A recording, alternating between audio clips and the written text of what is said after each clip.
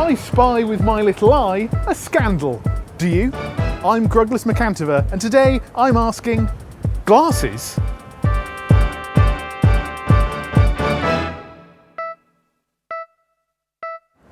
When you're as intelligent as I am, it makes you see strings of text all around you, describing what exactly you're looking at, much like in Sherlock or the Lego Movie. Unfortunately, this metaphorical eye-opening also makes you literally myopic, by Newton's third law, and Newton's second third law. Myopicism, also known as short-sightedness, long-blindedness, or Sauron's disease, is one of the most cruel and unforgiving diseases a person can suffer from. Eventually, in many cases, untreated myopicism proves fatal. Clearly, anyone unfortunate enough to be diagnosed with this condition will be desperate for a cure. And Big Eye is more than happy to feed them one delicious pair of eyeglasses. But I ask, is this too hasty? So let's get into it. What are the disadvantages of glasses? If you've never heard of glasses before, they're a form of magical artefact that giveth sight back to its bearer. But what Optician won't tell you is that they taketh as well as giveth, by Newton's third law. You see, the human body is made of a gelatinous substance called meat.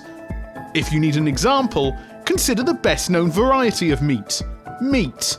While meat is big and strong, it can be worn away by gradual and continuous pressure. And in the case of a human, it is the wings of the glasses themselves that cause this pressure.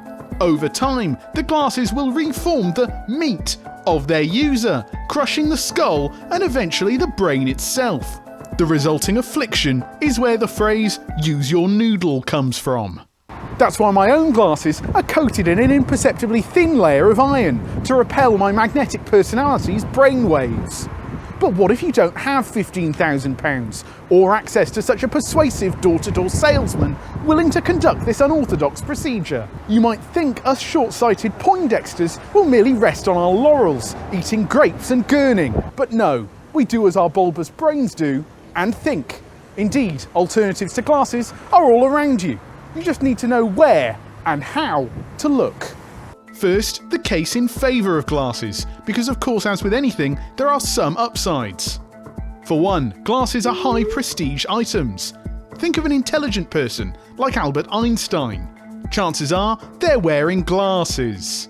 And sure, the glasses' legs do empirically crush your brain, but they do so in the most romantic way, with a tight, comforting cuddle. The final point in favour of glasses is that you can rest assured that at any moment you can remove them to prove that you are actually attractive all along. Of course, what's often touted as an alternative to glasses is the contact lens. However, I would argue this isn't much of an alternative at all. These disgusting little discs bear zero prestige and zero comfort. What, you're telling me you have to touch your own eyeball? You won't need glasses to squish your brain, you'll be squishing it yourself in anguish. Next down the list is the monocle. It goes without saying that the prestige value associated with this option is downright formidable. Now, it is true that myopicism rarely impacts only one eye, and so in some ways that's an immediate minus for the monocle.